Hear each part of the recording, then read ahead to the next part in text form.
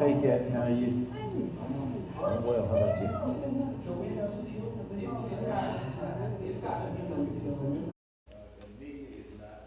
This time, can I get approval of the agenda? So moved, Mr. Chair. Second. I'd like to make an amendment in the agenda. Okay, I can't, but. it's been moved and second that the agenda be approved, but there may be an amendment to it? The school calendar. Okay, we need to add the school calendar. It was not placed into the agenda. Mr. Chair, I make a motion that we add the school calendar to the agenda. It's been moved and second that the school calendar be added to the agenda. In what place? It'll be under goal 1, student achievement. Okay.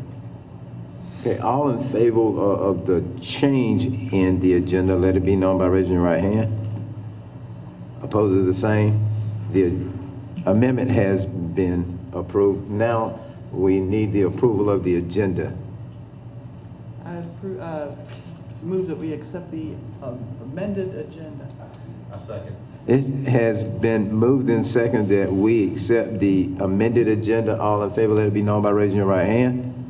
The approvals are the same. The agenda has been approved. Wow. You stand for the Pledge of Allegiance. I got too many A's going on in here for me. I got a lip lock.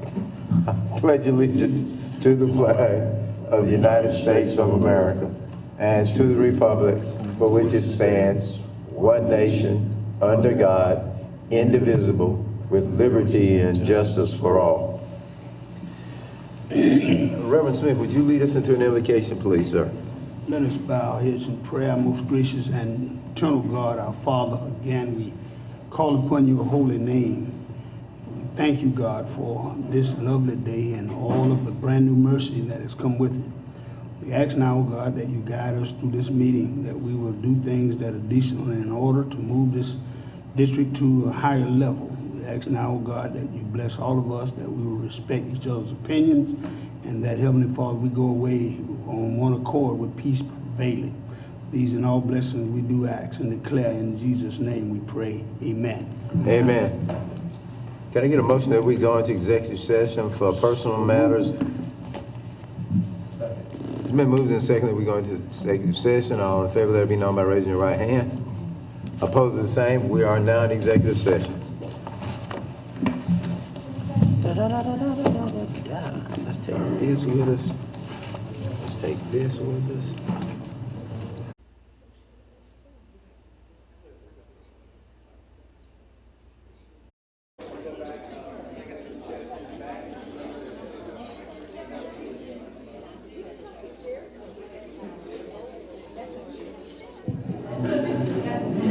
Mr. Chair. Mr. Driggers. Mr. Chair, I'd like to make a motion that we go back into public session. I second. It's been moved and seconded. We go back into public section. Are you ready for a question? Are you ready to vote? All in favor, let it be known by raising your right hand. Opposed to the same. We are now back into regular session. No actions were taken while we were in executive sessions. No decisions were made at that time. Do we have anything to bring forward? Mr. Chair, I'd like to make a motion that we approve the 2 new hires and the 2 resignations presented to us by Dr. McCord in executive session. Second that motion. It's been moved and seconded that we accept the 2 new hires and the 2 resignations that was discussed in executive session. Are you ready for question? Are you ready to vote? All in favor, let it be known by raising your right hand. Opposed is the same. It has been approved. We had 6 and 2. Mr. Chair, if I could, for a moment, just acknowledge the fact that one of those approved is going to be serving as principal of Blenheim Middle School of Discovery, and I believe she is here. If you don't mind, I'd like to have her come up and say a few words. Dr. Dion Vance, will you please join us in Marlboro County School District as our principal for Blenheim Middle School of Discovery?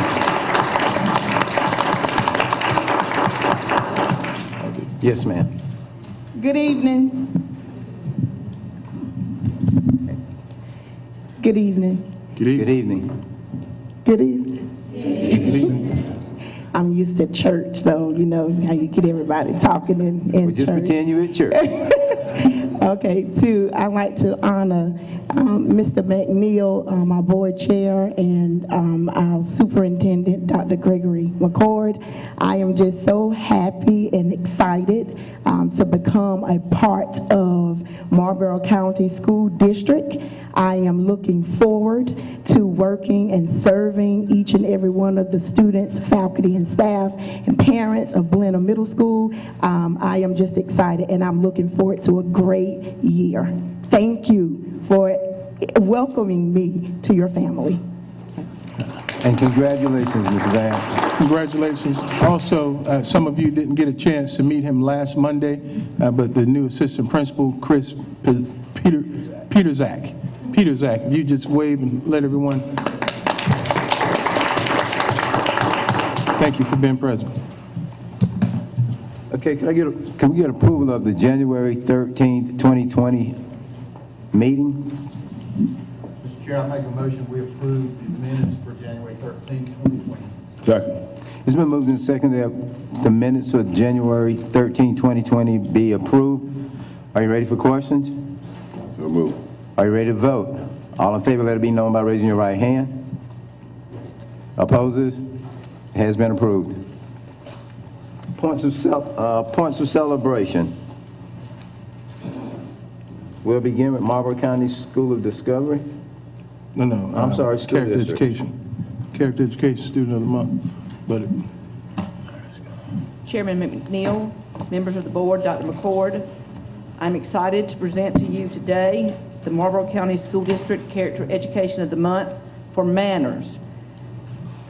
This young man's 6th grade ELA teacher writes, I nominate Quintari Gurley for Student of the Month with great enthusiasm because he demonstrates not one character trait, but several traits. He demonstrates good manners and behavior inside and outside the classroom. He is the first person to give you a gentle, subtle smile and say hello. Quintari has established good relationships with his classmates and peers. His classmates will also attest to his positive behavior and outstanding manners. Quintari shows good manners by being respectful to adults as well as to students. He is courteous and polite. He is trustworthy, compassionate, has great self-control, and knows how to set realistic goals for himself.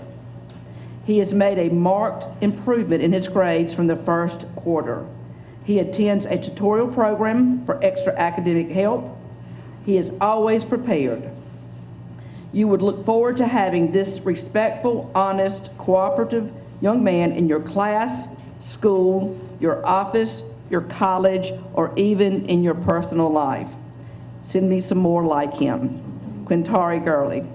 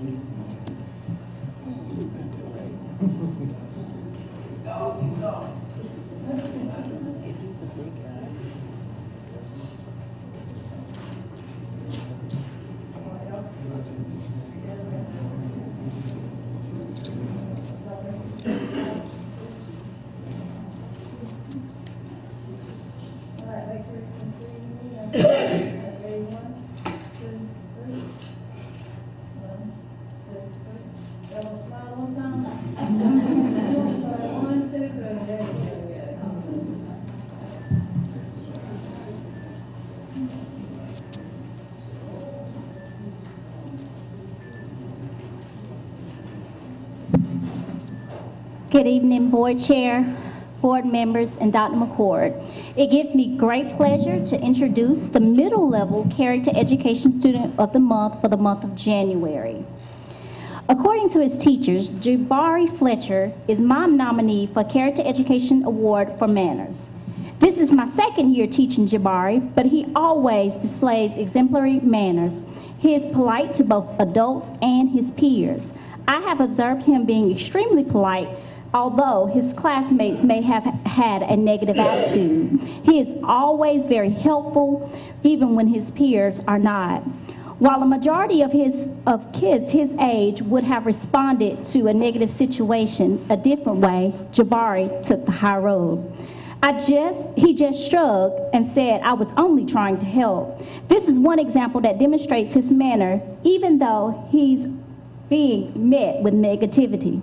He always responds to adults and peers in a courteous and respectful manner. He also volunteers to help his teachers with tasks when others would ignore.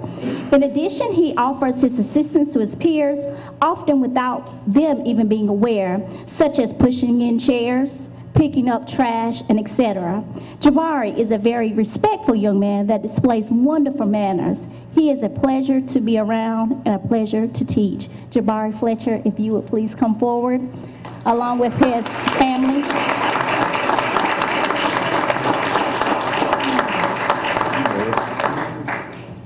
That's a Bearcat.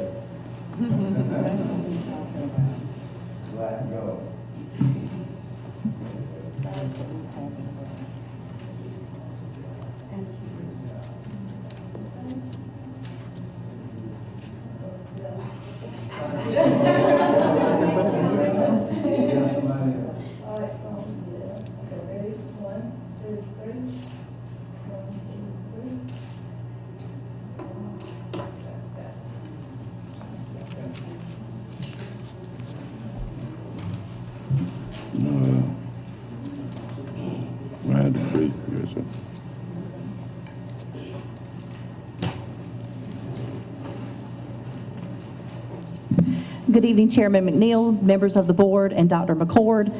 It is an extremely an honor for me to be here tonight to recognize this month's Staff Member of the Month for Marlboro County. Our winner for tonight is Michael Baker. He is our middle school computer and keyboarding teacher at McCall School, and this is what we have to say about Mr. Baker. Mr. Baker is the epitome of a team player. He is considerate of everyone around him, team members and other staff members alike. He is the first to step up and volunteer for extra duties, such as walking with the band at the Christmas parade and assisting with the academic challenge team, as well as attends more athletic events than is required by the school.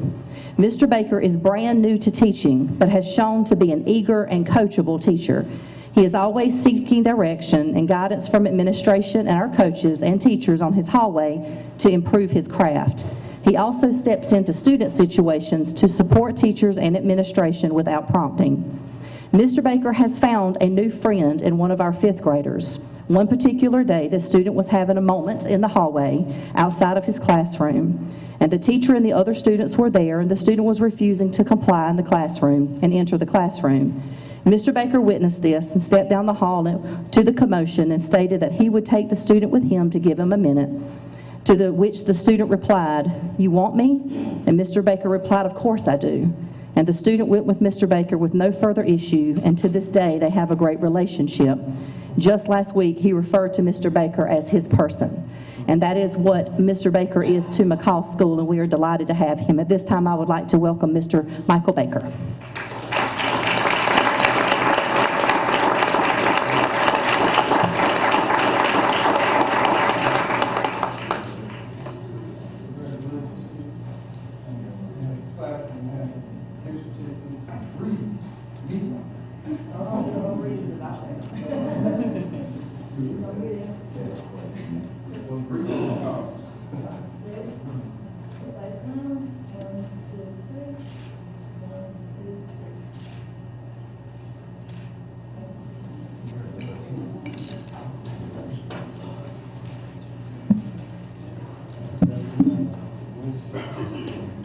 I'll ask Mr. Darrell Carter to come up at this time.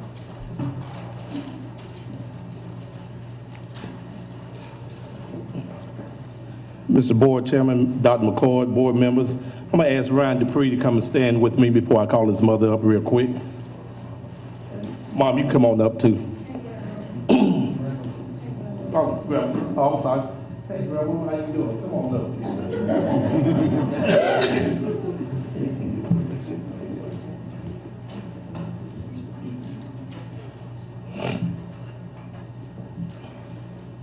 Last school year, we gave the juniors, all juniors, the WIN test at Marlboro County High School.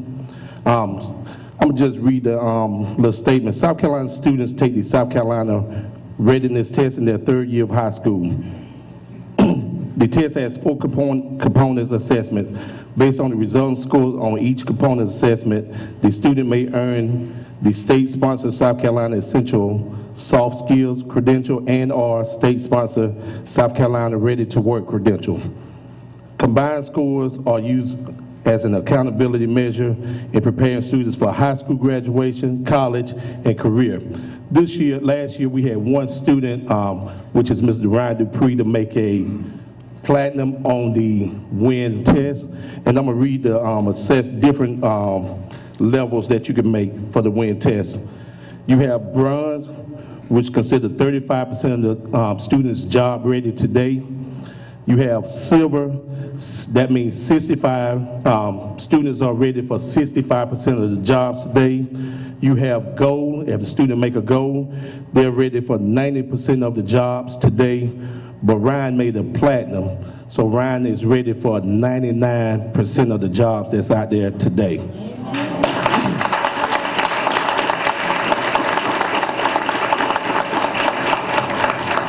Also, I want to show you how Ryan compared this year to the rest of the students in his senior class. We had 1 make platinum, we had 7 make gold, we had 80 to make silver, and 66 to make bronze.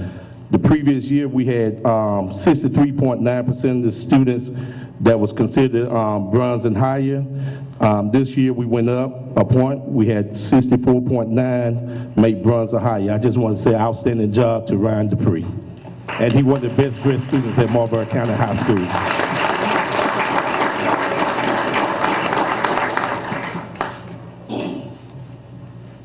Let's fire on Steering Thunder, but I'd like to add a couple things.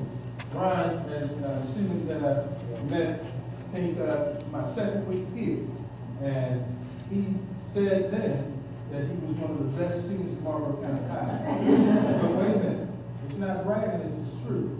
He maintains over 4.0 GPA. He also is a preseason all-selection basketball player for our winning basketball team. I think undefeated in the region, and he leads the team in several categories. This is a well-rounded young man.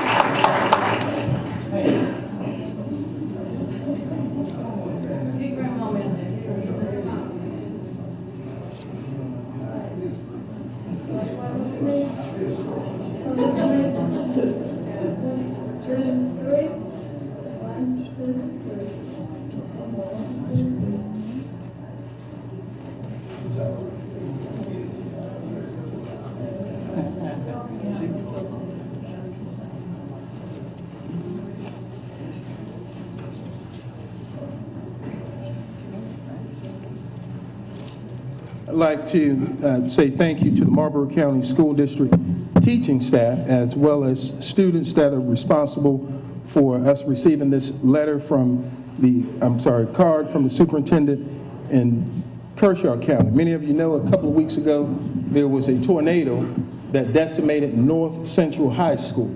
All but about 10% of the school was destroyed, including the stadium. I have you know that our students and staff sent a truckload of supplies as well as a monetary donation to help them. And they say, we are so blessed by your generosity.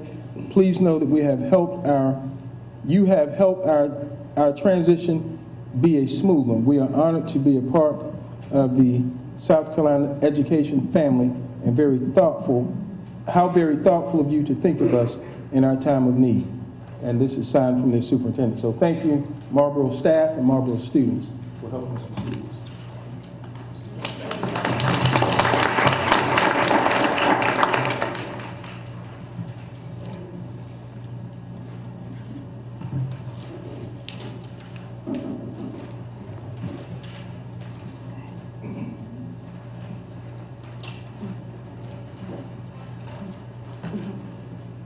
Good evening. Good evening. I'm Angela Galloway. I'm MSCC board member as well as a co-chair for the Vision 2020 Youth Initiatives Committee.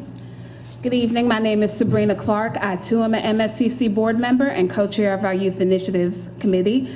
With us tonight, we have our esteemed board chair, Tyrone Davis, and at this time, I'd invite our other MSCC board colleagues to come and stand with us in addressing you tonight.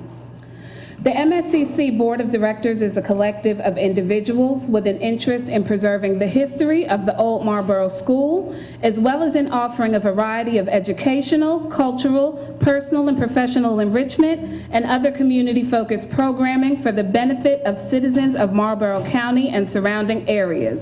One such opportunity that we're particularly proud of and here to talk with you about tonight is the Becoming Everything You Are STEM Scholarship. This is a hopefully recurring opportunity for Marlboro County's high school juniors and seniors to attend the annual 3-day BEA STEM Conference in Washington, D.C. We've been able to offer that opportunity in partnership between MSCC and Bennettsville natives and Eastside High alums, Brigadier General Velma Richardson and Muriel Sanders. This initiative has been greatly supported by Dr. McCord and his team, both through the development of our program materials as well as in encouraging and supporting our students in applying. They have supported our students through that application phase and beyond. Through a multi-phase committee review, we were able to identify the following youth as recipients of this year's scholarship. We'll call each youth up individually and invite their parents to join in as we recognize them. First, we congratulate Haley Grice.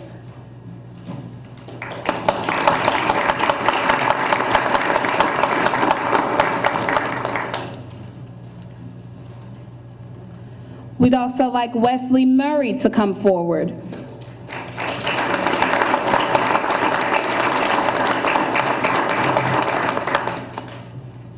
And last but not least, we have Jordan Ray.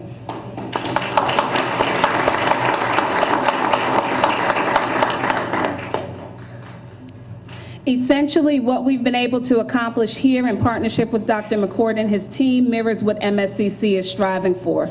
We're hoping to work with multiple systems throughout the community to achieve positive outcomes. Thank you.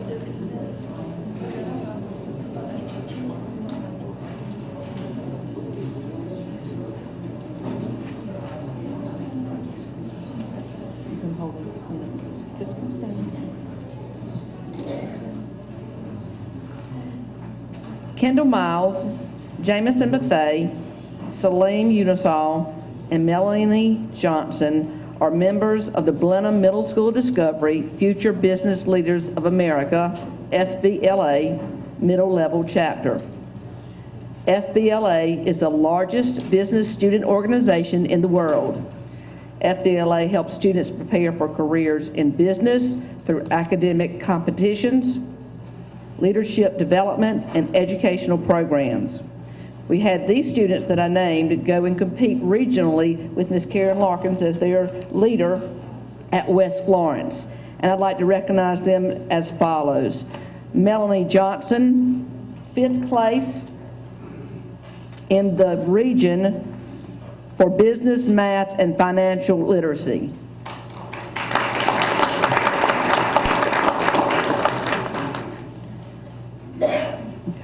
We had Celine Unisal, 5th place in the region for public speaking.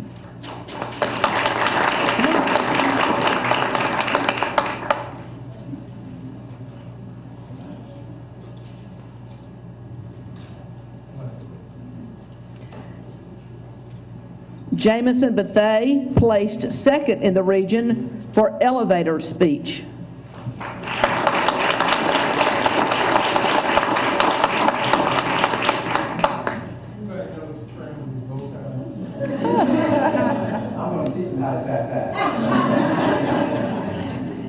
And Kendall Miles was first place in the region for business etiquette.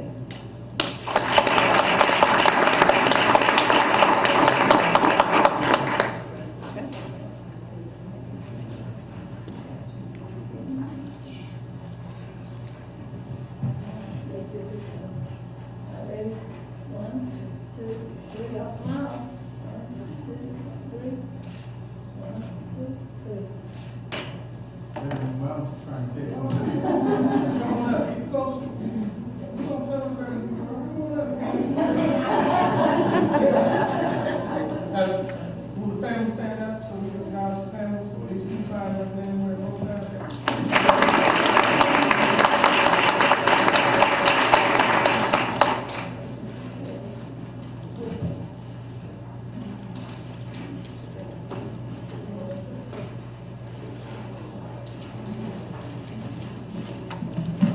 Good evening, Chairman McNeil, members of the board, Dr. McCord. Gives me great pleasure to recognize Angela O'Neill, who has earned her Certified Professional Public Buyer's credential.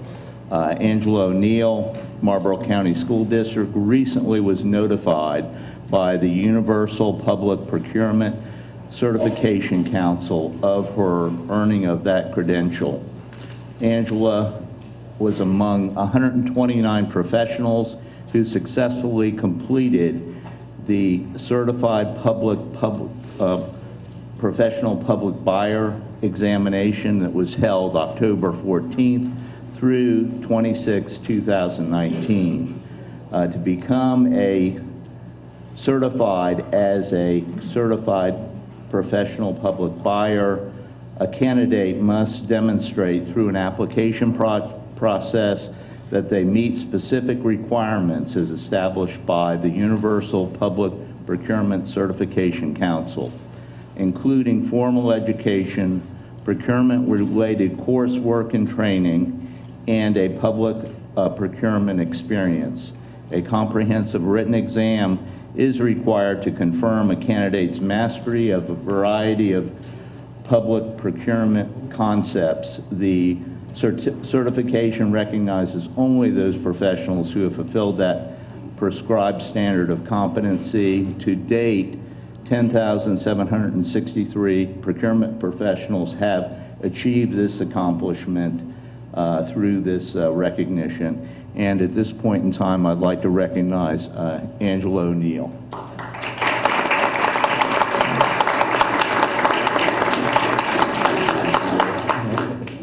Yes, you did.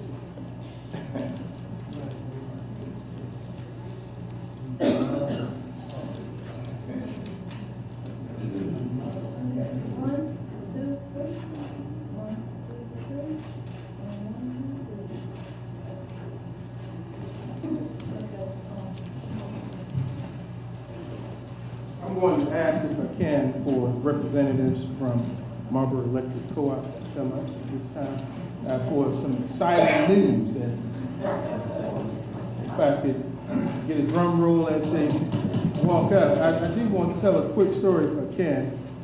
You never know who you meet when you're out in the streets. That's what my grandmother used to say. You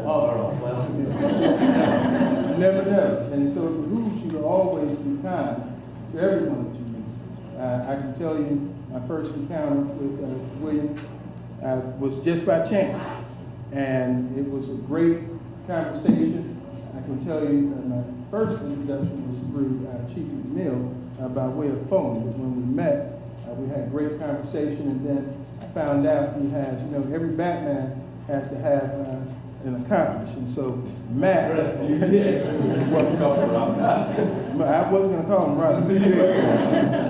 Matt and I have talked a lot, and I'm excited to know that someone of your caliber, Marlboro Electric Co-op, is interested in doing good for our students here in Marlboro County. And when I say they're interested in doing good for Marlboro County students, they ask me. I didn't get a chance to get to ask them. You know, the conversation was so good. They asked me, what can we do to help them? And I said, I'm good. What can you do to help our kids? And I'm just going to let him share with you what they're doing to help our kids.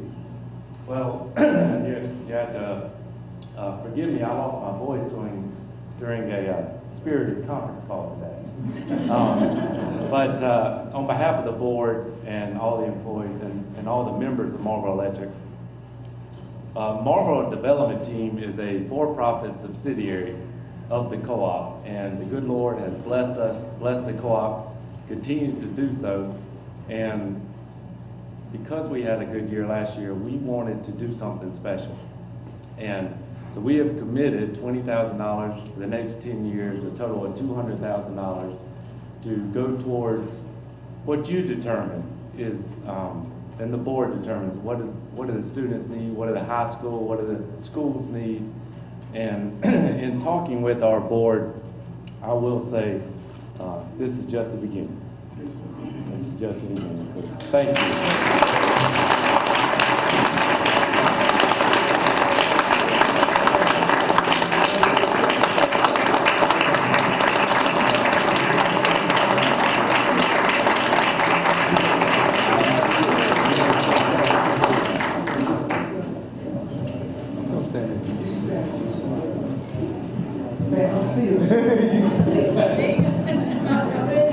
You're leaving Crystal out. The only one people wanted a picture. Leaving her out. Can you let the rest of the board see it, Doc? I will. And by the way, a need that was determined, and it was something that is going to complement some of the things we're doing here. We have a new jumbotron scoreboard that's coming, but it doesn't cost $200,000, so the rest will be used to supplement what we're doing here for kids. And so we say thank you once again, and look forward to a great relationship. Thank you. We got the real one.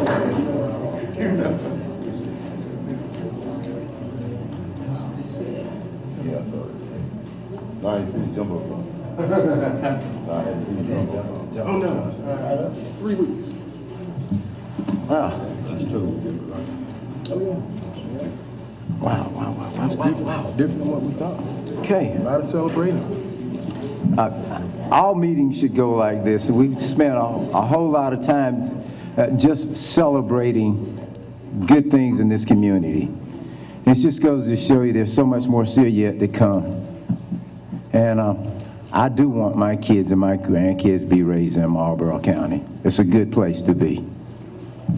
If I can, I'm going to take a liberty and do something that we've been talking about celebrations and people making accomplishments. We were just notified last week, of another accomplishment that I would like to read to the community.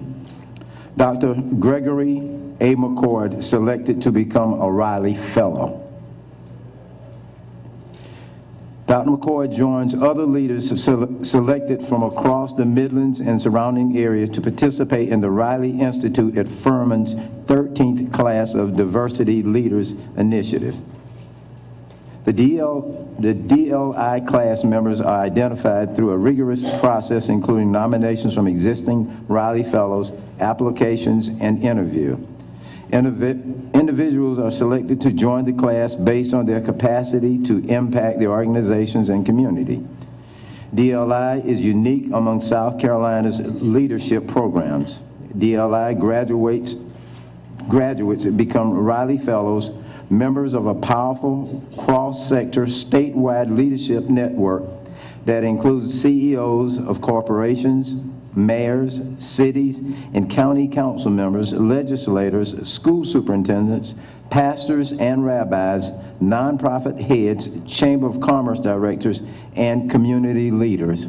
We've been celebrating our kids, our teachers, and our community, and at this time I'd like to celebrate Dr. McCord on his achievement as becoming a fellow for the Riley Fellow. Congratulations.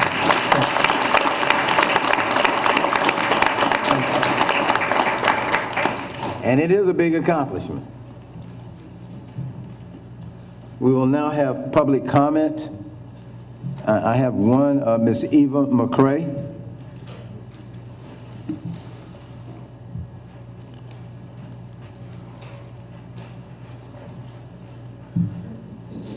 Good evening. Good evening. Good evening, Dr. McCoy, Chairman McNeil, and school board members. Board, I'm not standing to complain. I'm just standing to give thanks. First of all, I'd like to say thank you for everything that I've seen in the last 2 years that you all are doing. You all have been working together, making a change in the school. We've been recognizing our children for their achievement along with the principals and the teachers and other staff. I want each of you to keep working together. I know you don't hear this much, but tonight I just want to say thank you for what you all are doing. Keep up the good work. Keep working together. Keep going behind the scene. And when you come out, I see the positive smiles. I see the difference that you are making. Keep doing it. I know you disagree and you agree, but keep doing what you're doing. And there are other people that I would love to thank tonight. When I was working at a plant after 37 years, my husband died. I was without a job, no income, but God sent people in my life. I would like to say thank you tonight. I would like to say thank you to Ms. Marion Davis, Mr. Herbert Gould, and adult aid staff of 2008, Mr. Donnie Chambers, Ms. Yvonne Williams, Ms. Sandy Wallace, Bishop Christopher Brown, and Ms. Terry Love, and all of you. Without all of these people, y'all, I don't know what I was doing. I say I come out of the fact that I worked 37 years, lost my husband, lost a job, no income. But these people that I called out tonight, I know they can't come to my retirement banquet. But I want to personally tell them thank you. Thank you for everything they're doing. Because without doing it, I don't know what I would do. I don't know where I would be today. I know all of you can't come to retirement dinner. But I want to say to the teachers, to the principals, those midnight sleeps that you stay awake at night, remember who you're doing it for. Those times when you feel like giving up, think about who you're doing it for. Those children may not come and stand like I'm standing and tell you thank you. But you can look back over life one day and say, hey, I helped that child accomplish their dreams. So don't give up. Keep on pushing, keep on working together, and keep on loving one another. And for what a beautiful month to say thank you, and I love it, than the month of February. This is love month. This is what you call Valentine's month. So I just want to say thank you. I love y'all. Thank you, Ms. Eva, and we love you. Yes, we do. Yes, we do. Now, board items for discussion. Thank you, Mr. Chair. We're just going to go over a couple of things that were on the last month's agenda and give an update and try to do this until we get our items complete. One of the reasons as I go over these is simply put, I just want to make sure I'm doing what you ask. Blenheim Fields, I'd like to report that we have ordered bases for the softball and baseball field. Dirt is being brought in now to construct mounds. I don't know a lot about baseball or softball, but the mound has to be so high and so far away from the plate.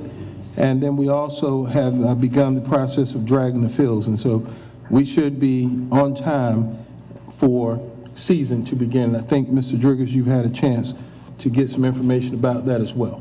Yeah, thank you very much. Now, answer any questions anyone else might have about Blenheim Fields.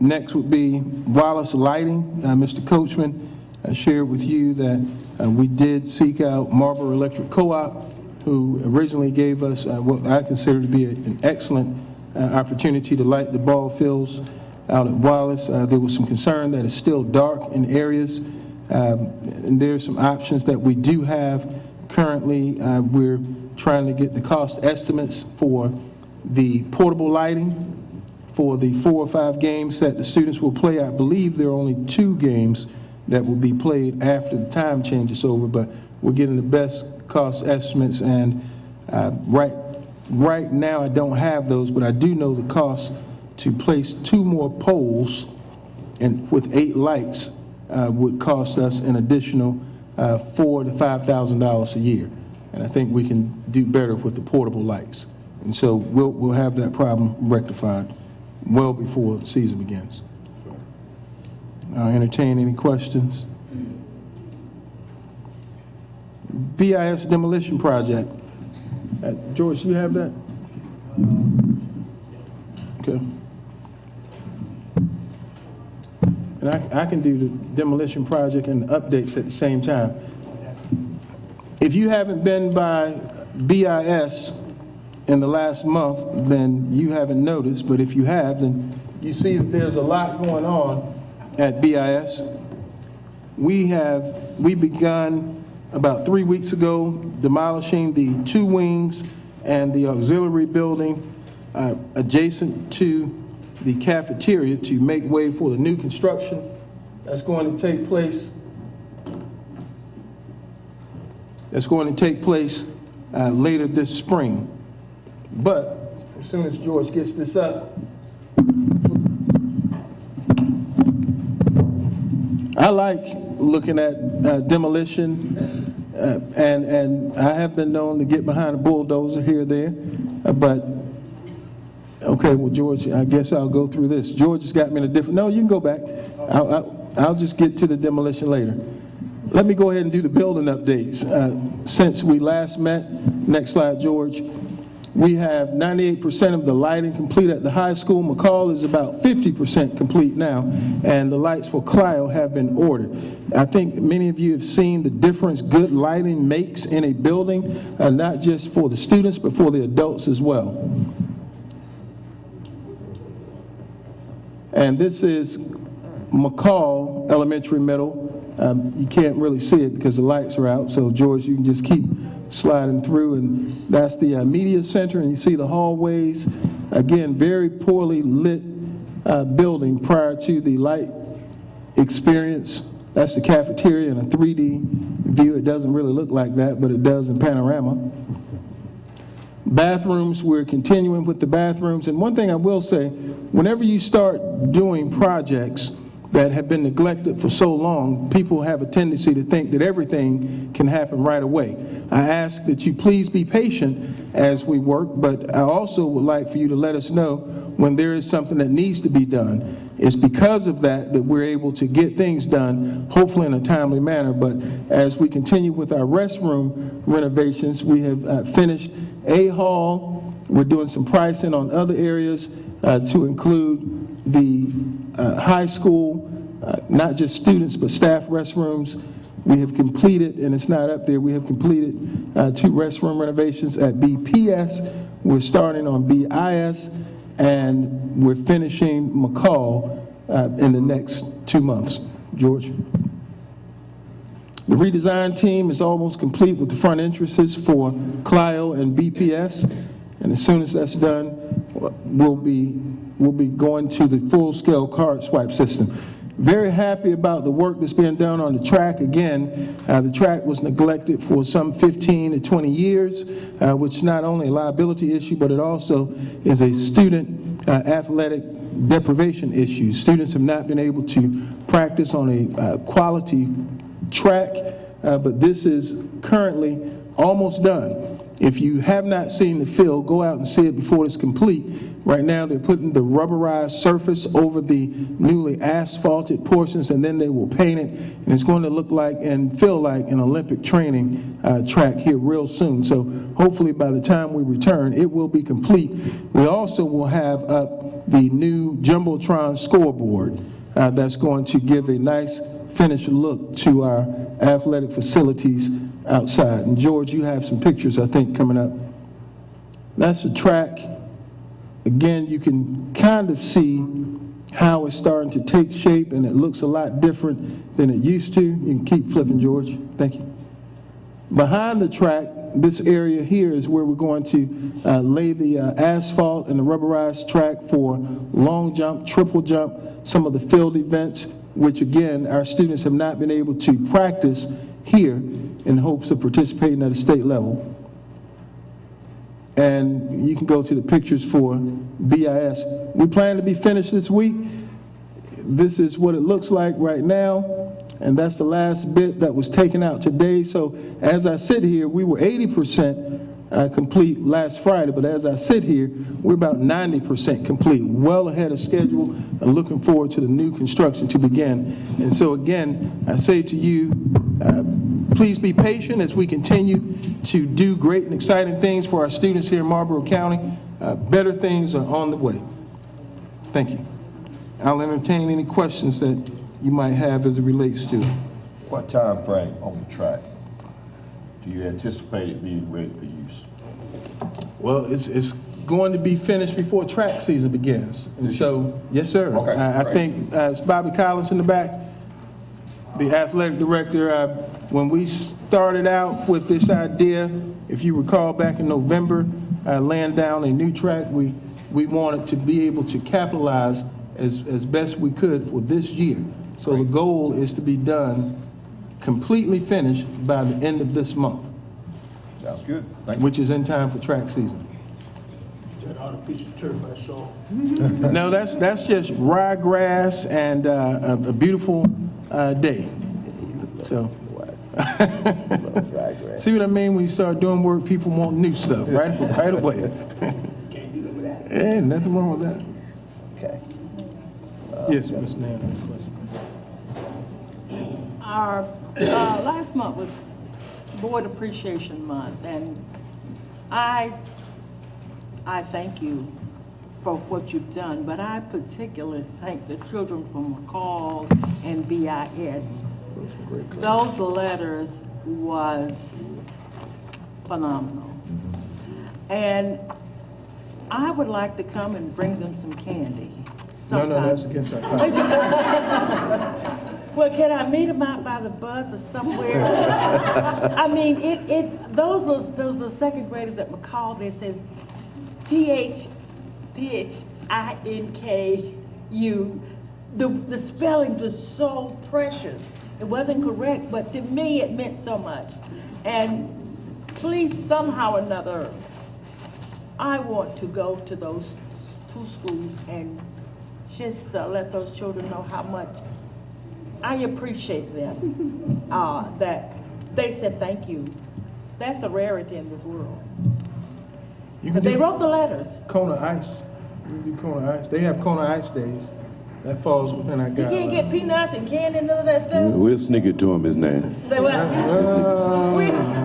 Okay, but the principals, just kind of think of something that I can do, and that's going to be safe for the children. Nice. I want them to see the face, and I want to share the pictures of McCall children. Everything was the playground. We love the playground. We love the playground. We love the playground. And I got pictures that Miss Anderson made for me, actual pictures. And I would like to go and say, show me yourself in these pictures. Thank you so much. And I want to tell the children thank you. That's just was all the schools. Your gifts was great, but it have to be someone has to be nominated the first, and those children, they were first and second. Everybody else was runners up, but we thank you so much. You know, let me pony on what Ms. Nan was saying. I went through the letters and the gifts that I got last weekend. I was sitting there reading a particular one. It caught my eye. But this young gentleman was telling me, thank you for fighting for us to get a new school at BIS. Thank you, Mr. Coachman. And I looked at the name, and I didn't recognize who he was. Until my wife came and said, "Did you get a letter from your nephew?" I said, "Some little kid said something about how much they appreciate what I did for getting them a new school at BIS. I had no idea it was my nephew, but it had touched me so much. You know, I just to know that he didn't even let it know that he didn't say Uncle Mike. He put his real name there, and I got a nickname I called him by, and that's all I knew. But it touched me to know that he knows what we're doing here at the school board. He's so proud of the fact that we're fighting for them to get a new school here in Bennettsville. So it was so touching, really well. Okay. Board work session.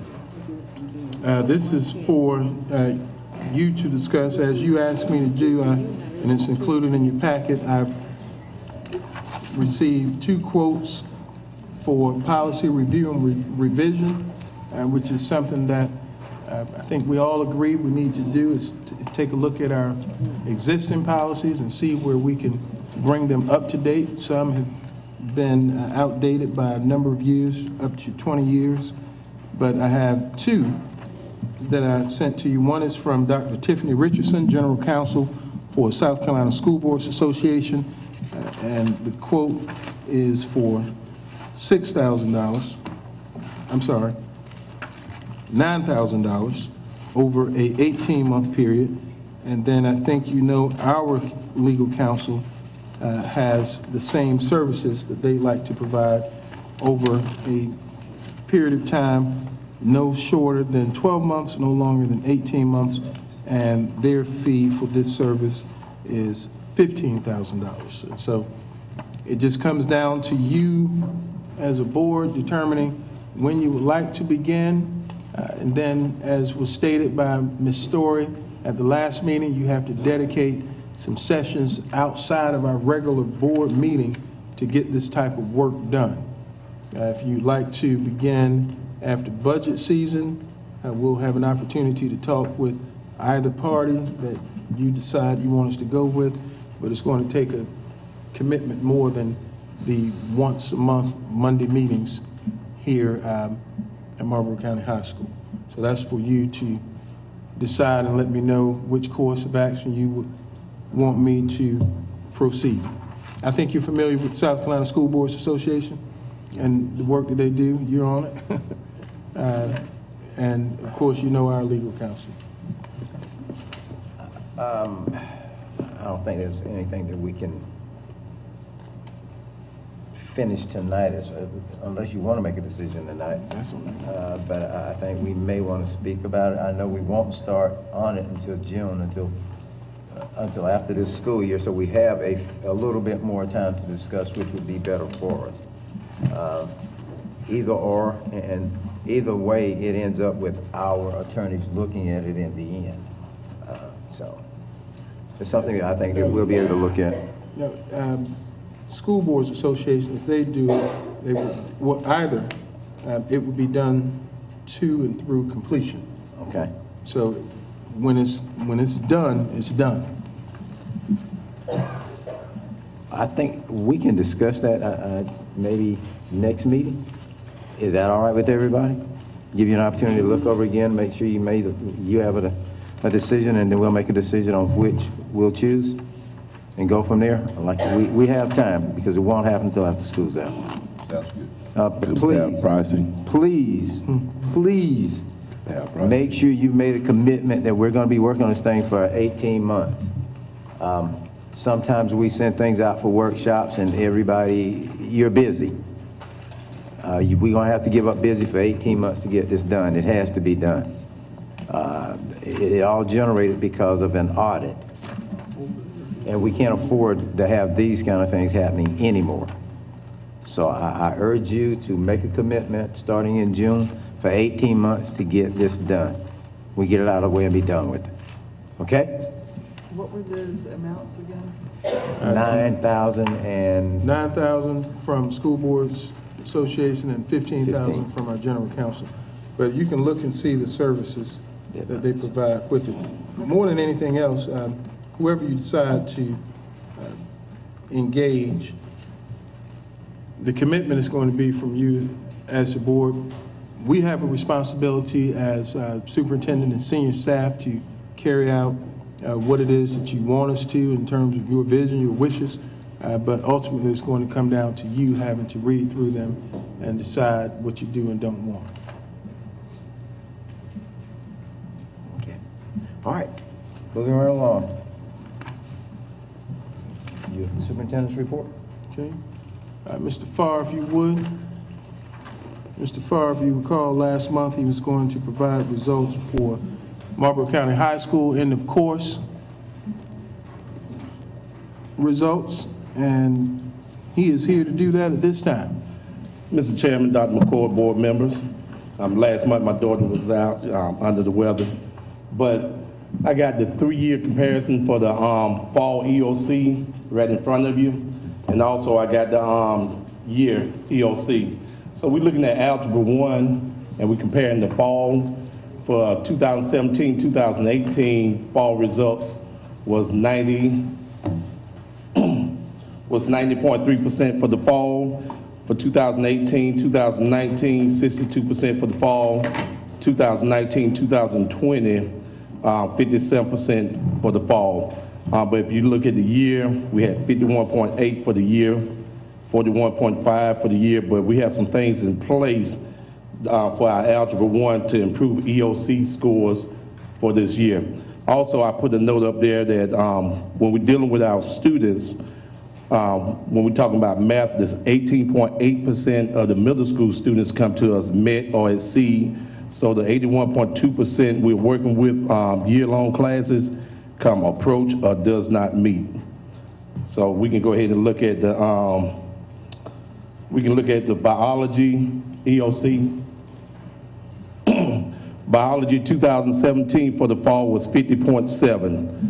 Biology for 2018-19 for the fall went up to 61.3, and biology right now currently is 43.3 for the fall.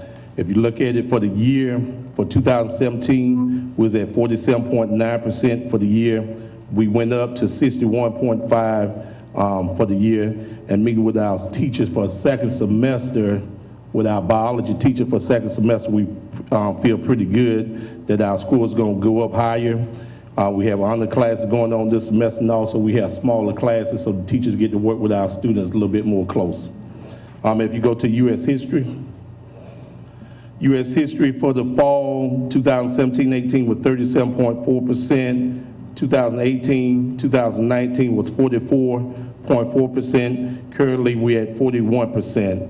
If you look at the year for 2017-18, 37.1%. For the year, we went up to 40%.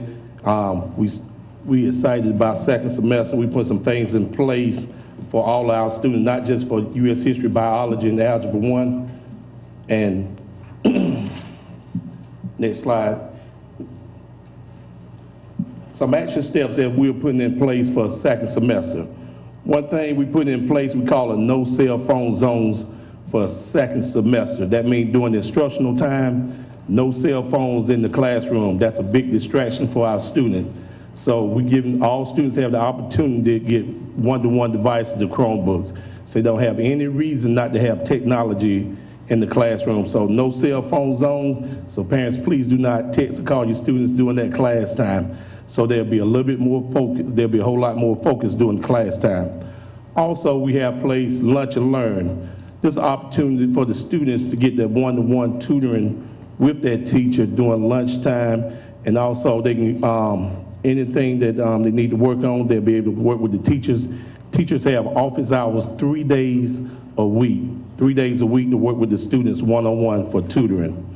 Also, listening to my teachers, teachers wanted more collaboration time. Teachers get 1 day per week to collaborate, doing lunch and learn by the departments. Also, students, we're requiring students who fail the EOC test first semester, and if they fail the course also first semester, to retake the course. Also, we have our Saturday EOC Blitz, where they come out Saturdays from 9 to 12, about 4 or 5 weekends, from 9 to 12 to work on extra work for EOC Blitz. And then before the test, we do EOC pull-out. We pull the students out of the class, bring them in the media center for about 3 hours that day so they can get some refresher course for EOC Blitz. Also, we provide the incentive for students who does well on the EOC test. For example, if you make 100 on the EOC test, we give $100. Make between 95 and 99, we give the students $50. You make a 90 or higher, 90 to 94, we get $25. This first semester, we gave out about $1,000 to the students for doing a good job on the EOC test. Also, we working with our SPED students, special needs students. We're using Study Island for 15 minutes, doing a resource class on EOC prep. Also, one thing we're doing different this semester for our algebra students to help pull up our Algebra 1 scores with our SPED students also. We're doing 45 minutes inclusion. Our special needs teacher is going into the algebra class with her students and to help the algebra teacher out. So they have 2 teachers in the classroom at one time working with those students.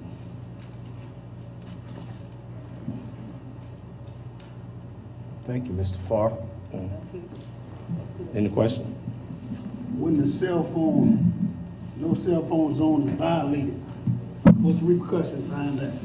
First, we ask the teacher to ask the student for the phone. We ask them the phone. Is meeting with my teachers today and talking to the teachers last week, been working well. They ask for the phone, they give the phone to the teacher give it back at the end of the class. Second time, they'll talk to them again, give parents a call, but we haven't been having too many problems with that. And if the student refuses to obey, then they refer to administrators. So it's not about the cell phone then, it's about refusal to follow the rules at Marlboro County High School. Have the parents been notified of that, of that procedure? No, they haven't. Okay. But I can definitely do a dial out. Thank you, sir. All right. Another question. Yes, sir. Does that place any liabilities on the teacher for why that phone is in their possession? We are not, it's in the handbook. Everyone knows this. We are not responsible for any electronic devices. And that is in our current, thank you for saying, that's in our current policy. And by the way, that is a standard rule in most schools, USA, but I think in our middle schools and elementary schools, yes, elementary schools that have cell phones, they're prohibited in class. That has not been the case here at Marlboro County High School. I think, as Mr. Farr stated a moment ago, all research says that more distractions kids have in the room, the less or least likely they are to learn. And as our scores reflect, the students are not at the levels that we would like for them to be. And so we have to take a more harsher stance in making sure that we can get lesson into classrooms.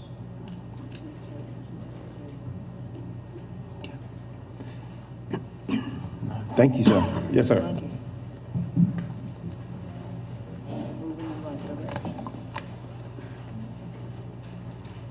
I'll have Ms. Kekila Robinson come up to talk about she got stuck between the chair there. We don't let her out of the office that much.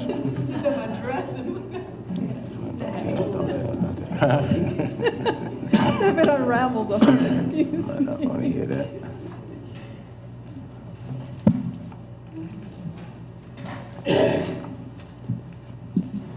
Good evening, Chairman McNeil, school board members, Dr. McCord. As we move into the budget process, funding and revenue will become a topic of discussion. So I would like to share with you this evening a 3-year comparison report of our average daily membership, comparison by school for the first 90 days. Being mindful of the reconfigurations that occurred this year, Bennettsville Primary School average daily membership is up 157 students, but that is the 3rd grade from BIS. Bennettsville Intermediate, therefore, is down 155, and they are currently only 4th and 5th grade. So where you see BPS go up, of course, you're going to see the decline for BIS. School of Discovery is no longer in existence, so you see they're at 0 this year. Blenheim School of Discovery, for 2018, 2019, 2017, and 2018, they were configured pre-K through 8th. Now, for 2019-20, they are 6th, 7th, and 8th grade with School of Discovery included. And I'll show you the totals at the end. Clio Elementary is up 129 students, and those are the pre-K students from 5th grade Blenheim, pre-K through 5th grade from Blenheim. McCall Elementary this year is down 54 students. Wallace Elementary is up 23 students. And Marlboro County High School this year is down 23 students. If you look at the totals with the 3-year comparison, you'll notice that for the last 2 years, the first year from 2017 to 2018, we lost on average daily membership 35 students, and then from last year to this year, 73 students. What that all means is that our goal for our average daily attendance is 95%. You will notice that only one school at this time, BIS, is meeting that goal. And of course, if our students aren't present, that means that they cannot take advantage of the great learning opportunities that our educators are providing every day in the classroom. So it is very important that our students attend school every day.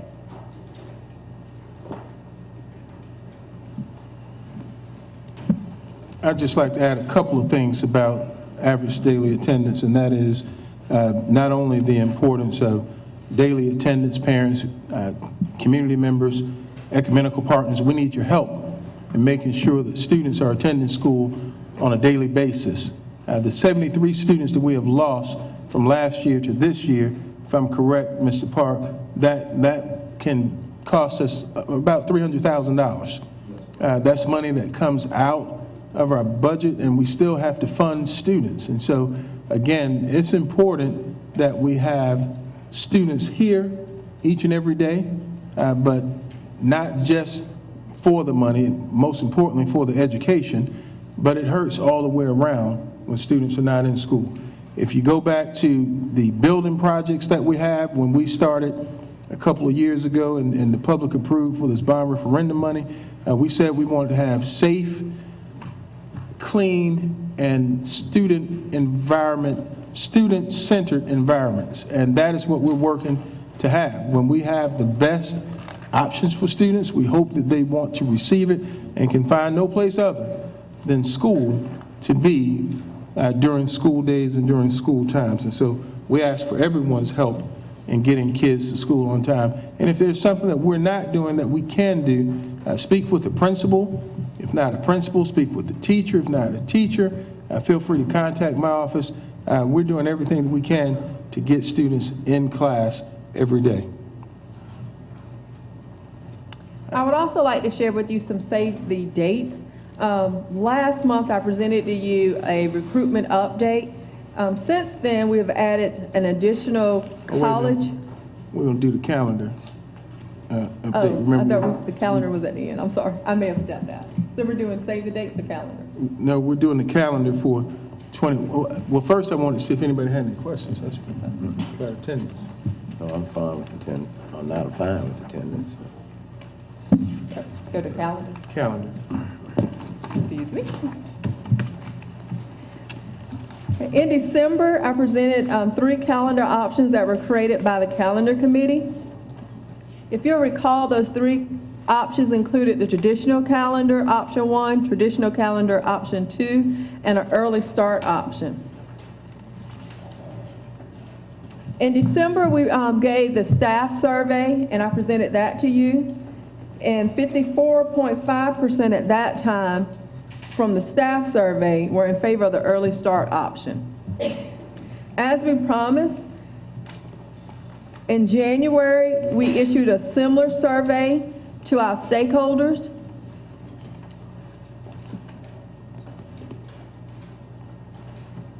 Now, stakeholders being students. The link, yes. We did it in a similar fashion through Google Docs. or Google Forms. Our stakeholder students, community members, and educators had an option to, one, tell us about themselves, and then each option was presented. Traditional option 1, traditional option 2, and then the early start option. The survey closed this weekend. Go back to the top, George, and click on responses, please.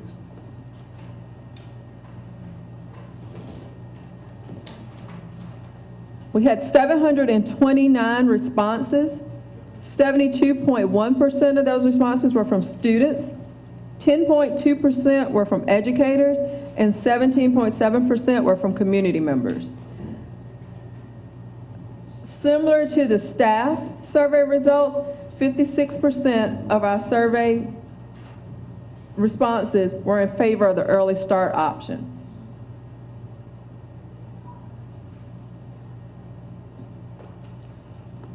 What's the benefits of the early start option versus the... If George, if we'll go back to the PowerPoint.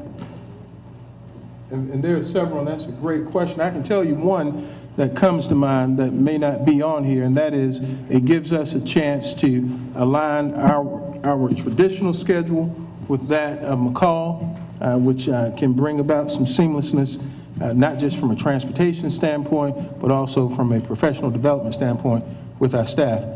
Also, and here it is right here with the pros and cons. Right now, we are calling it an early start. As you know, and you receive legislative updates, is currently being discussed in the House, probably for the rest of this week, and a decision will be made. But across the state, superintendents have asked that we be allowed to start school before the third Monday of August. And it looks like that's going to pass, and so we're calling it an early start, but in actuality, it may just be our opportunity to move forward with the new way of designing calendars. But Mr. Koskinen, you asked for some of the pros, and they all are here. We would start school on a Wednesday as opposed to a Monday, which gives us an opportunity to bring students in, play with the schedules a little bit, iron out the kinks, go home on the weekend. That's when we would do a little bit of the work Friday afternoon, and then we're back at it again on Monday. Professional development days in October, February, and March with the teacher work day. Oh, I left out the big one. Full week off for Thanksgiving. That seemed to be a hit with everyone. I left that one off. Somebody's... They don't be off a whole week now? Now, this was the first time in quite some time that we had the week. I thought I remember my wife being home all week. This week, right. I remember that. I remember that real good. Yeah, this was, we were able to create that magic last year. Well, this year, this current year, which was the first time. And of course, once you start something that people love, you have to give them an opportunity for it again. First semester, however, did not end first semester ended last month in January. First semester will end in December, which means students in the high school, they will test in December, so they don't have the 2-week lull, which could help us in our efforts to have increased chances on raising or students showing what they know for end of course scores, as well as their exams. We have early graduation. We can offer and this is just something to think about, we can offer a graduation ceremony, or we could just allow early graduates to go ahead and begin college in January, or military enrollment assignments, or move directly into the workforce. But we have a great relationship, and it's continuing to build with NETC, so that transition would be smoother for those students that can begin. Memorial Day off, that's in all of the calendars. Graduation would be May 29th, which, as I said last month, is the same time Memorial Day weekend is celebrated. So you'll have families in town already to celebrate Memorial Day and a graduation to boot. I think people like that idea from what I've been hearing from many folks around the community. And first semester is 85 days. which takes 5 days away from students, not instructional time, but 5 days. Currently, if a student misses 10 or more days, they have to make that seat time up. So you just kind of flex those days a little bit differently. And I'd also like to add, we received feedback from our teachers, and they requested that on January 4th, when we come back, that they come back with a work day, not students the very Right first into the day. swing of, right. I do have a question. I've noticed that at the end of the second semester, or second 9 weeks grading period, we do not have a parent-teachers conference set up after that.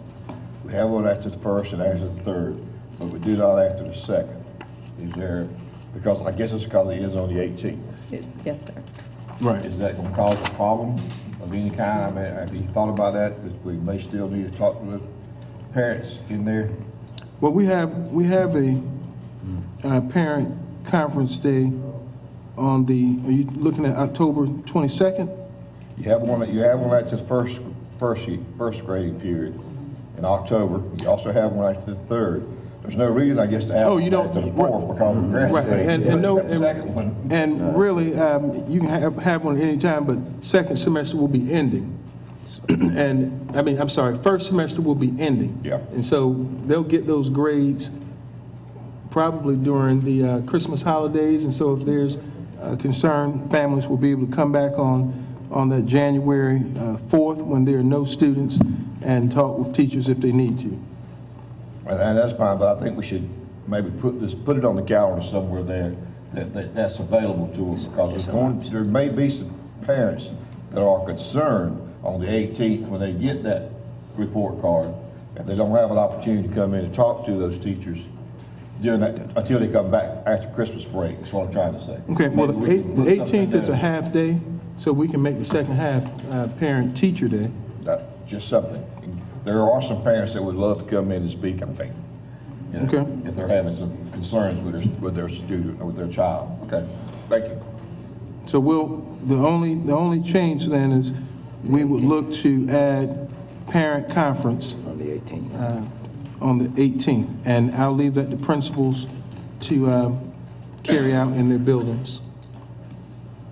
But the 18th is a half day.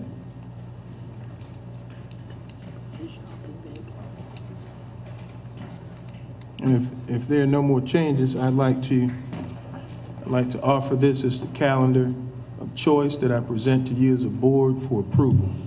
Make a motion that we accept the early start calendar for the year 2021. 2021, yes. 2021. It has been moved and seconded that we accept the early start calendar option 1 for the 2020-2021 school years. With the change. With the change on December 18th, half day being a parent teacher day on December 18th. A parent conference. Are you ready for questions? Are you ready to vote? All in favor, let it be known by raising your right hand. Opposes? It is unanimous. Thank you.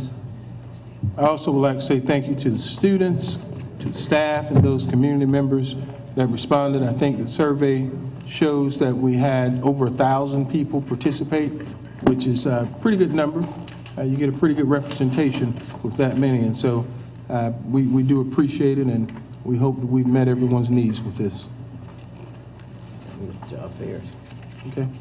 Job fairs. Last month, I shared with you the calendar and commitments that we have for our college fairs. Since meeting last month, we've added an additional fair. I'll be attending this fair this month at South Carolina State University in addition to Coastal Carolina, which begins tomorrow, College of Charleston and USC Pembroke, just for example. But I would like to bring it to your attention that this year, Marlboro County School District will be hosting an International Teacher Job Fair, which will be held Saturday, February 15th at 5 p.m. at Blenheim Middle School of Discovery. And what this day will provide is an opportunity for international teachers from North Carolina and South Carolina to have a meet and greet in our district. We will be the host for the meeting. It's an opportunity for us to share with the candidates our current vacancies and to let them know more about our district, and also for the candidates to share with us their certifications and to get to know them a little bit better. So this is a unique opportunity for us this year. And let me just invite you board members to be present and anyone in the community that feels as though they might be able to offer up something that we can definitely use because there's a growing concern that we do not want to sponsor international teachers. That is far from the truth. The contract requirements do not allow us to after a certain time period, but if they can find employment someplace for 2 years, they can always come back. And so what we're hoping to do by tapping into this group of international teachers is offer them an opportunity to come to us if they're in similar situations in other districts. We know there are some in Darlington County. We know there are some in Raleigh, North Carolina, Rayford, North Carolina. What's the R? It's one more with an R. No, Fayetteville, North Carolina. And so we're trying to recruit as many as we can, especially in critical needs areas. And then for those that are in our district that are not eligible for us to pick up, we're trying to help them get placed somewhere close by so that they may not necessarily have to uproot their families and leave the area or return back to their native land. So it's a win-win for us, and so we'd like to invite you out as well. Do the surrounding counties know that we want to work with them like that? Have we made them aware of it? Right. Right now, Darlington County, they currently are considering being in attendance because they, as I speak with the superintendent, he knows that I have 3 that would love to come and work for him. Because again, it keeps them, I mean, Darlington is 20 minutes away, 25 minutes away, depending on how fast you drive. I may drive too fast, but if we can catch them in the same manner, that helps us be successful both ways. And then just another reminder, on February 22nd, this year we will hold our teacher recruitment fair at the high school from 9 a.m. to 1 p.m. Like last year, we will also have civic organizations and local businesses present. So if you're aware of any organization that we may have left out last year, please ask them to contact the district office or share that information with us so that our applicants can have a good idea and picture and representation of the great district this is to work in. Thank you. Thank you.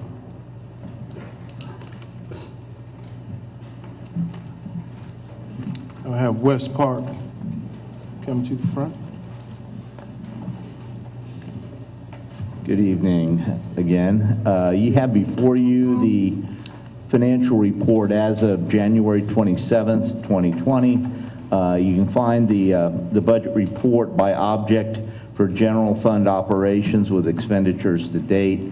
At January 27th, 2020, the district's cash and investment balances on hand for the 4 primary operating accounts were $5,244,935.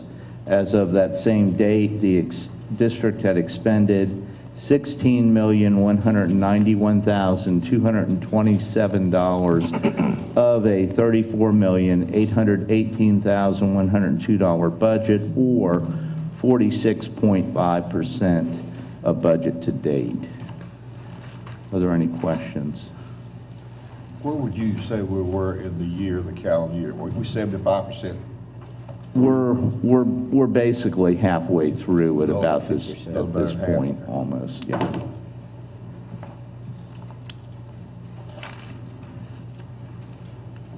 Okay. Any other questions? All right, very good. The next presentation I have for you is looking at our student populations, our school staffing, as well as some of the financial considerations initially as we work through the budget.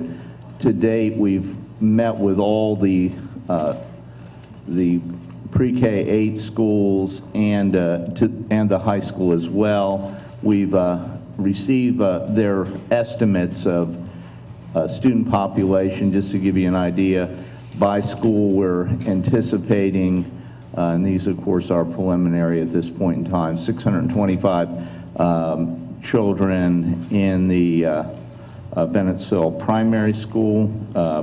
We've got 240 in Bennettsville Intermediate, the Blenheim School of Discovery, anticipating 575. Clio Elementary, which is pre-K5, of course, 275. McCall Elementary, 700. Wallace Elementary Middle, 475. And the Marlboro County High School, 1,000. When you total those numbers, it comes to 3,890 kids. And of course, that does include the pre-K population. If we go to the next slide, if you look at that student population by grade band, pre-K 160.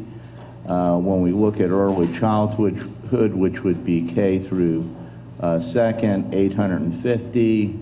Our elementary, 3 through 5, 880. Our middle, 6 through 8 is 1,000. For whatever reason, we have a little larger middle grade population this year. And looking at high school, 1,000 as well. And that, of course, totals 3,890. Okay, next. Talk a little bit about staffing. When we look at the various schools, that are either the Bennettsville Primary, Bennettsville Intermediate, Clio Elementary School, and the Wallace Elementary Middle School, will be staffed by one principal and an assistant or a co-principal. Looking at Blenheim School of Discovery and McCall Elementary Middle, one principal and 2 assistant principals. And then, of course, at Marlboro County High School, it's one principal, 2 assistant principals, and, of course, a director for the Career and Technology Division. So, effectively, that's 3 administrators. We look at the various staffing standards, because this is how we compute what it's going to require in terms of certified instruction. When we look at pre-K through K, our standards, our district standards, are 1 teacher and an assistant for 18 to 20 students. When we look at kindergarten, the same, 1 teacher and assistant for 18 to 20 students. Looking at first and second, 1 teacher for 20 to 21 students. There again, these are targets, and it's not going to work out exactly that way in terms of... This is based on a full staff as far as teachers, correct? Yes, sir. Okay. 3rd through 5th, 1 teacher for 22 to 26 students. 6th through 8th, 1 teacher for 24 to 28 students. And 9th through 12th, 1 teacher for 25 to 30 students. Take a look at what some of our preliminary budget challenges are related to staffing. We know that just to maintain and pay for existing staff, we've got teacher salary schedules that are 2 steps behind. In order to catch those steps up, that's about $350,000. We also have retired teachers who are not paid on their degree, and we just recently received some communication regarding the sunset of the flexibility proviso that allowed the district to pay retired teachers on less than their full salary. I think that is scheduled to sunset. I don't anticipate that will be something that we'll be able to continue to do going into the 2021 year. We also know that in order to recruit new certified staff at schools and district facilities, we're going to need to be more competitive, and we're going to need to initiate some type of recruitment bonus. We're anticipating that would be $2,500 for a certified position. That cost is about $125,000. If we just look at the staffing issues related to certified staff, the cost about $575,000.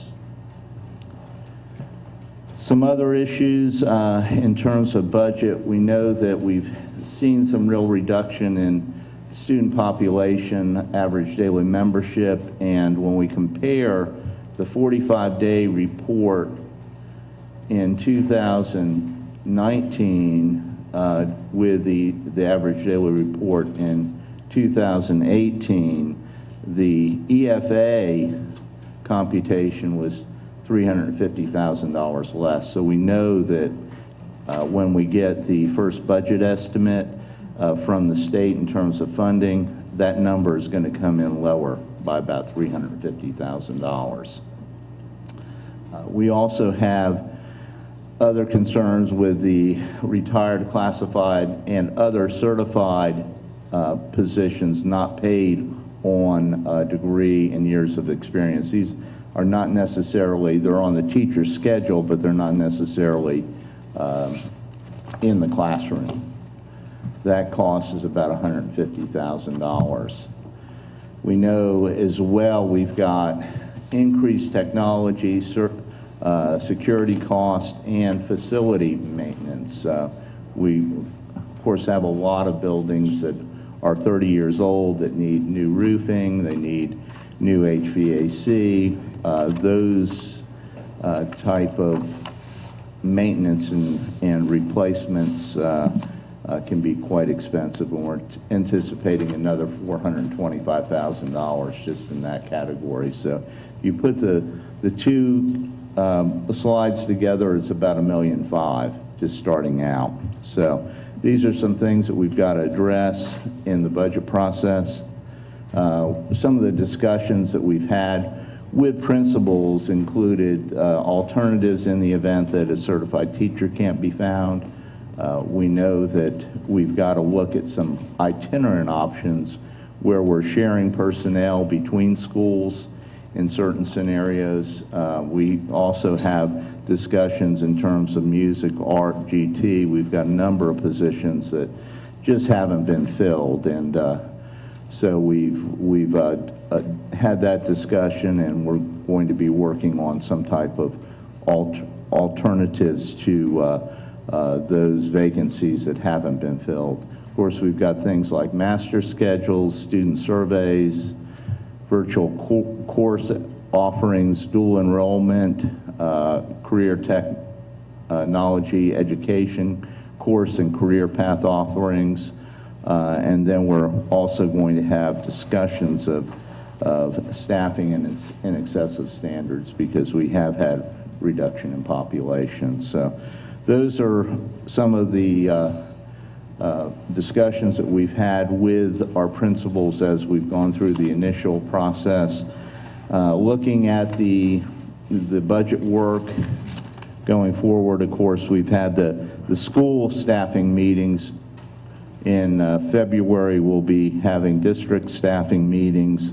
We'll also be issuing per pupil allocations for instructional, administrative, custodial, and technology supplies. In March and April, we'll have more discussions about facility technology and contract services, discussions in terms of financing, and also the staffing recommendations and contracts. We know that the first meeting in April, the expectation is you'll have a recommendation in terms of staffing at that meeting. And then, of course, in May, classified letters of intent, and then, of course, the May and June, the various readings of the budget in order to bring this to conclusion. But I don't know if there's any questions at this point. I'm glad to. Now, my understanding that you're saying that based on these figures that you're giving us, and you're basing that on our budget that we have now, we're going to be 1.6 million short. we're looking at, we've got about $1.5 billion of concerns within the budget going forward in this year that we're looking at, the 2021 budget. Also, this is Very preliminary, very preliminary. So, I just wanted to give a high-end figure first, because we do have to look at what it is the board would like to fund. Not all of these are going to be automatically approved. That's going to be for you to discuss and decide how you want to proceed, whether it's fully funding retirees, classified or certified. Sir? I was just saying, this shores everything and everybody up to where it should be. Right. Yes, Based sir. on these figures. Right. Yes, sir. And that's not where we are now. That's not where we are now. This is for the 2021 budget. Right, this is a projection. Another thing, teacher salary scales, you may decide you want to do one step, in lieu of, you may want to wait and see where the sessions go in terms of whether or not there's going to be a $3,000 raise for all teachers and a 4% raise across the board, as you heard this morning.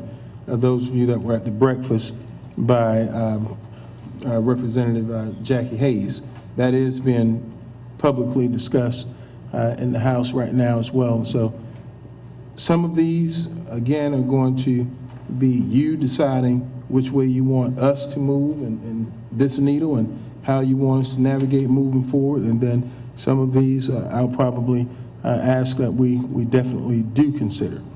But as we continue to try to make this a more attractive place to work financially, we have to look at how we're going to be able to compete with those districts that are nearby, because they're not just going to do for Marlboro County, they're doing it for all counties. And I think Ms. Robinson recently attended the personnel roundtable, and it was stated that several school districts are offering $2,500 to $5,000 bonuses, sign-on bonuses for teachers willing to relocate, as well as one district said they're trying to have their starting salary for teachers at $50,000. I won't call it out just in case somebody here is listening. But again, it's becoming more and more competitive to get teachers. You know this from all reports that they show, not just in the news, but as you attend meetings, there's a teacher shortage crisis. And so we have to be ready and willing to do what we can to bring in the best and brightest for our students. But again, we're talking about maintaining. No, I mean just the 1.5 right now. That's not maintaining. Well, maintaining where we're at right now. No. Going forward. Obviously, it's the 2021 budget. So if we're trying to aggressively retain existing staff because of salary concerns, these are some things that we may need to consider doing. That's just putting everybody where they truly need to be, not where they are now. This is not immediate. This is not where we're at now. This is not immediate. Okay, I thought we were saying just to maintain where we're at now, we're going to have this increase. Okay. No, that's a wish list. All right. Pretty much. That needs to be met. Thank you. So I ask and encourage you, board, to please look over that and think about where you would like to see us as we continue to develop the budget for 2021. 2020, 2021. Yeah, that one's getting me tied up too. Herb, I like how fast you got up here, man. Yes, sir. Long Save some time. Save some time. He had to cover. I know the hour. Herbert stays ready now. That's my man. Herbert's going to give us an update with transportation, our buses, and our new camera system. I think we're all excited about what this is going to help us do. Not only can we offer an opportunity for a safer ride for students as well as the driver, but we can know exactly what is going on the buses at all times. And I'm going to let him talk about the new camera system. All right, this is actually one of our buses. We got it this morning about 5:16 this morning. We ran this video. We actually, these cameras, we record 6 cameras simultaneously on the bus all day. This camera here, that's the driver camera right there. That'll get everything in that driver hub and the first couple of seats. Which you can see is it's dark out, but you got the, it's black and white in the morning when it's dark, but you can still see students and see what's going on. If you'll see, now here you can see down in the seats. The problem was before we couldn't see down in the seats or see over them and see what's going on, but now we got the view down in the seats. That's a big plus. We can see every angle on this bus now. You can see every angle on the bus. And this, go back, George. The camera right here. Double click that. All right, that's the camera front-facing windshield. That get everything oncoming traffic. So now we don't have to hear where drivers are doing something wrong now. We got proof now. This is this is what we going. This is what everybody's going to. This is what the insurance companies ask for. This is it. Over here on the left-hand side, you see this column right here. That tells you that's a left turn signal, stop arm. Anytime you mash the brake, when you turn the warning lights on, that's everything right in this line right here. Tells you everything. Here is the speed of the bus. That gives you the speed of the bus, and this will tell you exactly where you are. Longitude, latitude, that tell you exactly where you are. And also, once we get ready to do our R16s, we can run it from just by hitting the button that'll run the route descriptions for us. We can turn that in, and the State Department is accepting the route descriptions from SAYON. So we won't have to do all that extra paperwork. So it's helping us out a whole lot. We appreciate it, and thank you a lot for making this decision for us. Good job, man. I got a question. All right. How often and when will we be checking the cameras? Are you going to be, and I'll ask, is it randomly or how will you be doing it? Because obviously you can't check all the buses every day. That's a good question. I got now with the wireless we have on these on the buses now, with these cameras, once the bus enters the lot, it's going to hit an access point, and everything on this camera on that hard drive will download to the server. Okay. So now principals, when they got a question, they don't have to call me anymore. They go straight to their computer and pull it straight up, and they'll go straight to it and look at it for themselves now. So I won't go straight to it and look at it. Sometimes, like watching video now at night at the schools and the halls, when I get in the afternoon, sometimes I take an hour or so out and just watch video. I'll do the same here unless I get a phone call about something, then I'll go straight to it. Okay, that's what I'm asking. Just how often do we check to make sure things are being done appropriately? That's what I'm asking. Let me. Did you answer that, I believe? I want to reiterate, too, something Herbert said so that it won't be glossed over. Instead of 2 sets of eyes, there'll be many sets of eyes, because principals, assistant principals, they'll be able, SROs if need be, they will be able to review cameras. And I like, and I don't know if you saw it, but for our smaller children that can get between and underneath and around the seats, the past cameras of old could not see that. And so, go back, George. And so if you look, you see the panoramic view that's available. That lets us know that we can provide a safer environment. And you can also zoom in. Yeah, that was the thing I was getting ready to say. Yeah, you can zoom in. You can zoom in, and you can read what's on a person's cell phone. Zoom it in, Joe. Well, there's nobody on there. I know. There's nobody on there. But again, I'd like to say this is, and of course everything new is the latest and greatest, but this is going to help schools get more timely information, because right now it's just been Herbert that's been carrying that load. Will we be able to let the kids know that we have another vehicle in place that may even help us with bullying, because now we'll be able to see what's going on these buses. Correct. We can't, they will know that. They will. That's for the principals too. Because I think it's good to let them know that now somebody's going to be watching what you're doing on the buses. A lot of things happen on these buses we never know about. Correct. That is correct. Okay. All right, my second item is, if you look, we have a auction coming up February the 22nd at 9 o'clock at School by the Lake. We have, in the sale, we have tables, some chairs, we've got desks, old file cabinets. We got one vehicle, and it's for parts. But plenty of playground equipment, basketball goals. Some lockers. Lockers.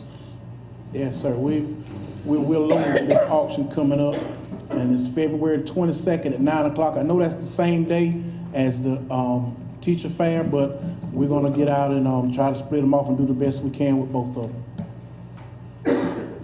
Any questions? All right, appreciate it. Thank you. Thank you, Harold.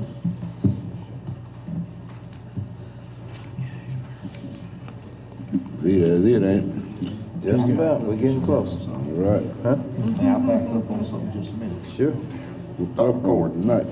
You mentioned earlier to us about our training for the policy revision, and we've got two different prices.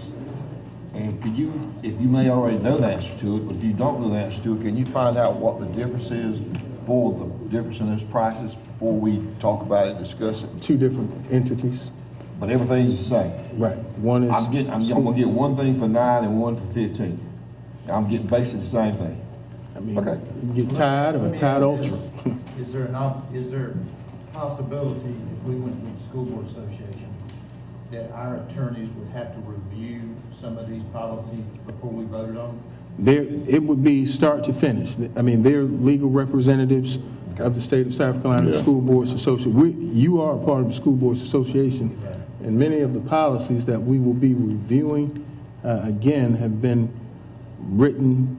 I mean, so I think whichever you decide is going to come down essentially to what you do, how often I say we meet, because I have to be in the meetings as well, but I can't speak to why one is one price and one is another, other than the fact they're two separate entities. I just was curious before we got into that big discussion, why there was a difference in that price. That's fine. The School Board Association has always been cheaper with everything we did than a regular attorney.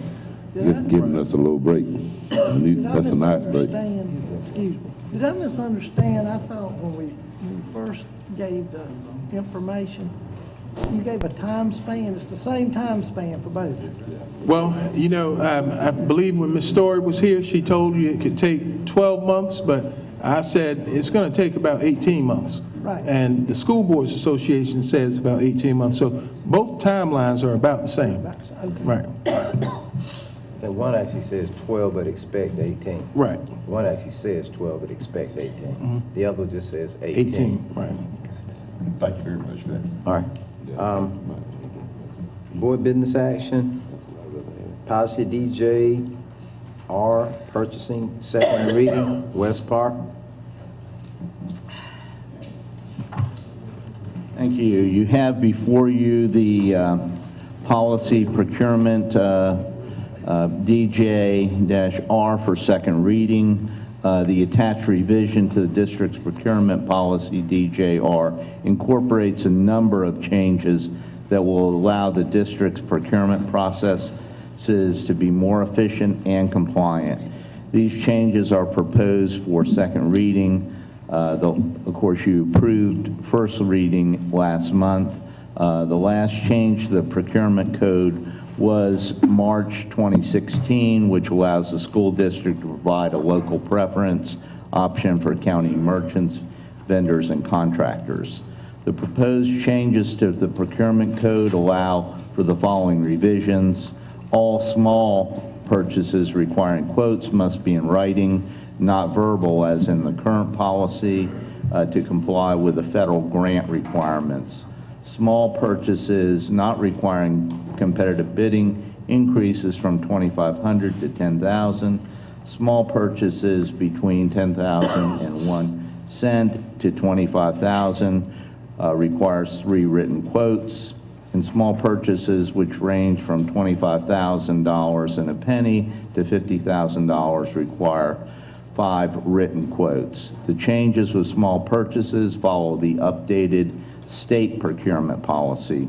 Lastly, the policy introduces sole/single source procurement, which allows the district to select a single source provider when only one known supplier can meet the technical requirements, when standardization of existing equipment allows for same part inventory and continuation of existing services, when market conditions allow for only one supplier to provide the equipment, materials, service, or supplies to the site by the required date, when contract allows for current supplier to complete the change order at the lowest cost to the district, when use of a supplier as required by a contract/agreement or granting agency, and when upgrades to software, hardware systems are needed from a proprietary vendor.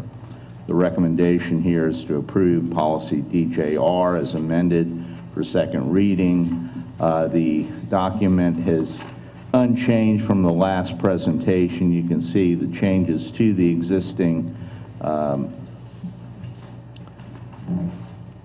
policy that are identified in red. I don't know if there's any questions. I'd be glad to address those at this time.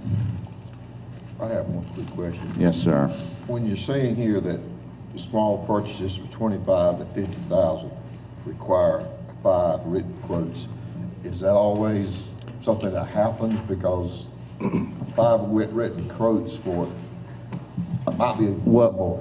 What we find is sometimes we'll have to advertise in order to meet the procurement requirement. What you're saying is you're not going to do it until you get the 5 quotes. Until we get that, or we may end up just advertising and giving an opportunity, and we do that through SCIBO, which is South Carolina Business Opportunities. It's a free publication. A lot of vendors, contractors review that. So there are scenarios where we have to actually physically do the advertisement in order to get the required quotes. Okay. Yes, sir. What's your pleasure? I think Ms. Nam and Mr. Coachman had questions last go round. No, I just had some concerns. I ain't having questions. And I think you read it just minutes ago, and I saw it earlier. You're saying that we want to meet the state standards with the increase, the increase how much. Okay, this may not be the one, but at here, small purchases. No, so small purchases was $25,001 to $2,500 to $10,000, right. Yes. And then to $10,000 to $25,000. My concern is that compared to some districts which have a huge budget. Yes, ma'am. And it would just insignificant to them for price. But for our budget, we're smaller, and that is a concern that you're asking us to accept the policy with the district with.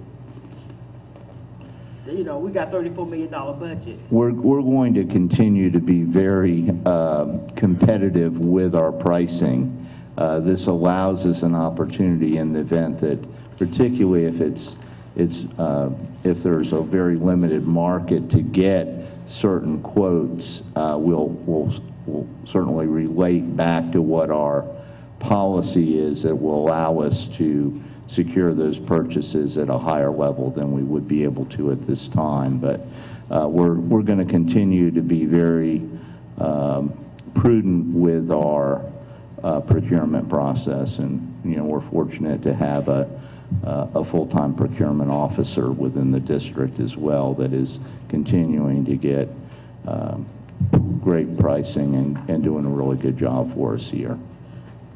I'm thinking when we had